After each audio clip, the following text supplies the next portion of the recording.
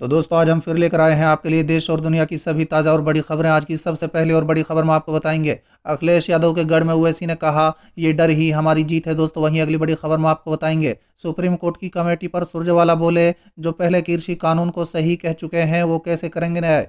वहीं अगली बड़ी खबर में आपको बताएंगे, किसानों के प्रस्तावित ट्रैक्टर रैली पर रोक लगाने की मांग, केंद्र की याचिका पर उच्चतम न्यायालय ने जारी किया नोटिस। वहीं अगली बड़ी खबर में आपको बताएंगे, कृषि कानून को लेकर हरियाणा सरकार में उथल पुथल जारी, जेजेपी के विधायक टूटते हैं तो निर्दलीय भी छोड़ सकते हैं बीजेपी का साथ।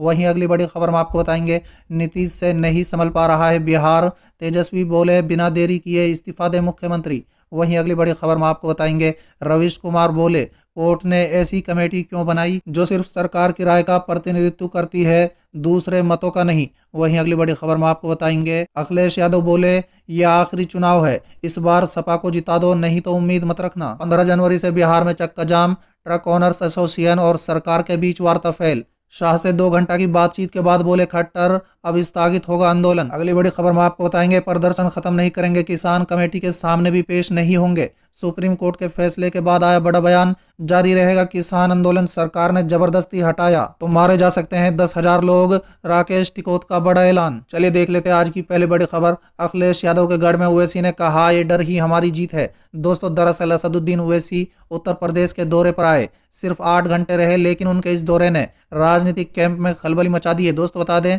जैसे ठहरे हुए पानी में किसी ने पत्थर मार दिया है। मुस्लिम वोटरों पर नजर रखने वाली पार्टियां अब अपना नफा नुकसान का आकलन करने लगी हैं। दोस्तों बता दें, सोची समझी रणनीति के हिसाब से ओवैसी ने वाराणसी से आजमगढ़ की यात्रा की। उन्होंने कहीं कोई भाषण भी नहीं दिया लेकिन पॉलिटिकल मैसेज देने में कामयाब रहे। दोस्तों बता दें, भारी भीड़ के कारण उन्हें जिस मदरसे में जाना था वो वहां भी नहीं जा पाए। चलिए अगली खबर, सुप्रीम कोर्ट की कमेटी पर सुरजेवाला बोले जो पहले कृषि कानून को सही कह चुके हैं वो कैसे करेंगे न्याय। दोस्तों दरअसल कांग्रेस नेता रणदीप सुरजेवाला ने मंगलवार को कृषि कानूनों पर सुप्रीम कोर्ट के फैसले को लेकर प्रेस कॉन्फ्रेंस कर बयान दिया है। दोस्तों बता दें, कांग्रेस नेता सुरजेवाला ने कहा है कि सुप्रीम कोर्ट ने किसानों से बातचीत के लिए 4 सदस्यों की कमेटी बनाई है। कमेटी में शामिल 4 लोगों ने सार्वजनिक तौर पर पहले ही निर्णय कर लिया है कि ये काले कानून सही है और कह दिया है कि किसान भटके हुए हैं। ऐसी कमेटी किसानों के साथ न्याय कैसे करेगी। ये काले कानून देश की खाद्य सुरक्षा पर हमला है। इसके 3 स्तंभ हैं, सरकारी खरीद, एमएसपी, राशन प्रणाली जिससे 86 करोड़ लोगों के 2 रुपए किलो अनाज मिलता है।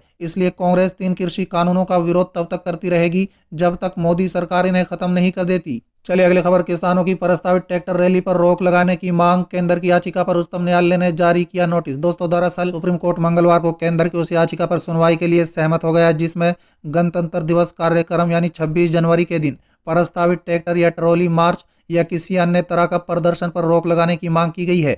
दिल्ली पुलिस के मार्फत दायर याचिका में केंद्र ने बोला है कि गणतंत्र दिवस कार्यक्रम को बाधित करने के लिए प्रस्तावित किसी भी मार्च या प्रदर्शन से देश को शर्मिंदगी उठानी पड़ेगी। साथ ही उन्होंने कहा है कि प्रदर्शन करने के अधिकार में कभी भी वैश्विक स्तर पर देश को शर्मिंदा करना शामिल नहीं है और सुप्रीम कोर्ट से आग्रह किया है कि किसी को भी किसी तरह के प्रदर्शन मार्च से रोका जाए, चाहे वो ट्रैक्टर मार्च हो या ट्रॉली मार्च हो। चलिए अगली खबर, कृषि कानून को लेकर हरियाणा सरकार में उथल पुथल जारी, जेजेपी के विधायक टूटते हैं तो निर्दलीय भी छोड़ सकते हैं बीजेपी का साथ। दोस्तों दरअसल नए कृषि कानून के विरोध में सड़क पर उतरे किसान झुकने को तैयार नहीं है। किसानों के आंदोलन को लेकर आज उनका 49वां दिन है। सरकार से कई दौर की बैठक के बाद भी किसान अड़े हुए हैं। दोस्तों बता दें, किसानों का कहना है कि सरकार नए कृषि कानूनों को वापस ले। दोस्तों बता दें, किसान आंदोलन शुरू होने के बाद से ही हरियाणा सरकार पर दबाव बढ़ता जा रहा है। हरियाणा में उसके सहयोगी दल जेजेपी और कई निर्दलीय विधायक सरकार से नाराज चल रहे हैं। कल हरियाणा के मुख्यमंत्री मनोहर लाल खट्टर और डिप्टी सीएम दुष्यंत चौटाला ने मुलाकात की।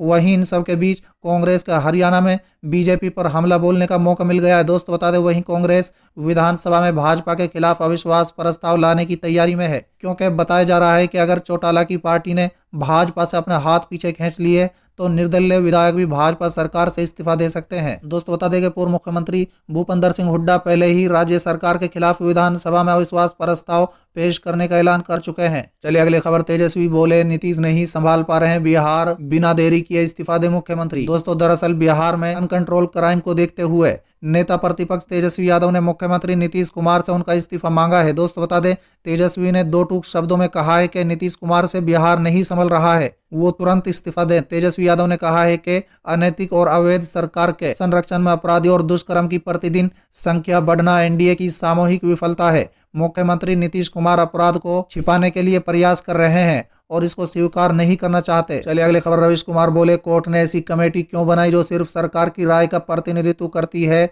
दूसरे मतों का नहीं। दोस्तों दरअसल सुप्रीम कोर्ट ने केंद्र सरकार द्वारा पारित 3 कृषि कानूनों के काम पर रोक लगा दी है।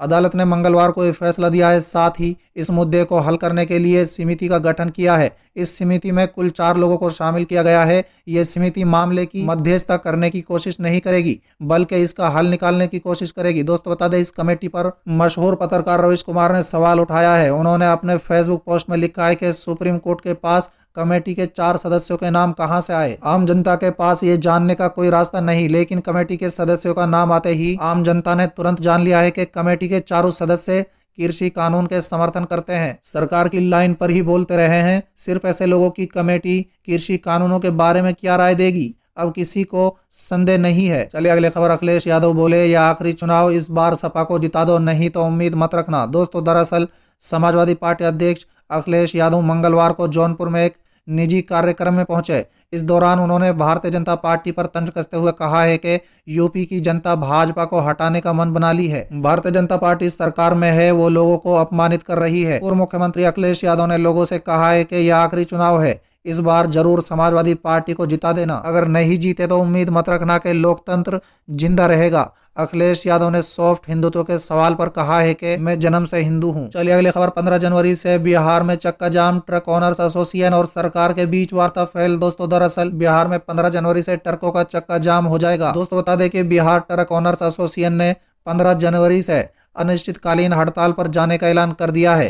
एसोसिएशन और सरकार के बीच हुई वार्ता फेल होने के बाद ये ऐलान किया गया है। दोस्तों बता दें, ट्रक ओनर एसोसिएशन का आरोप है कि सरकार ने उन्हें जो आश्वासन दिया था वो पूरा नहीं किया गया। चलिए अगली खबर। शाह से 2 घंटा की बातचीत के बाद बोले खट्टर, अब स्थगित होगा आंदोलन। दोस्तों दरअसल हरियाणा के मुख्यमंत्री मनोहर लाल खट्टर, उप मुख्यमंत्री दुष्यंत चौटाला और अन्य नेताओं ने गृह मंत्री अमित शाह से तकरीबन 2 घंटे तक बातचीत की।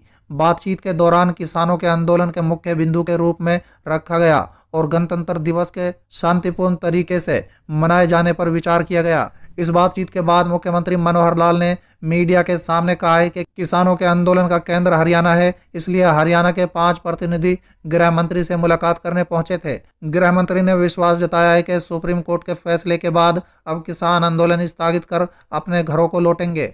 चलिए अगली खबर। प्रदर्शन खत्म नहीं करेंगे, किसान कमेटी के सामने भी नहीं होंगे पेश, सुप्रीम कोर्ट के फैसले के बाद आया बड़ा प्लान।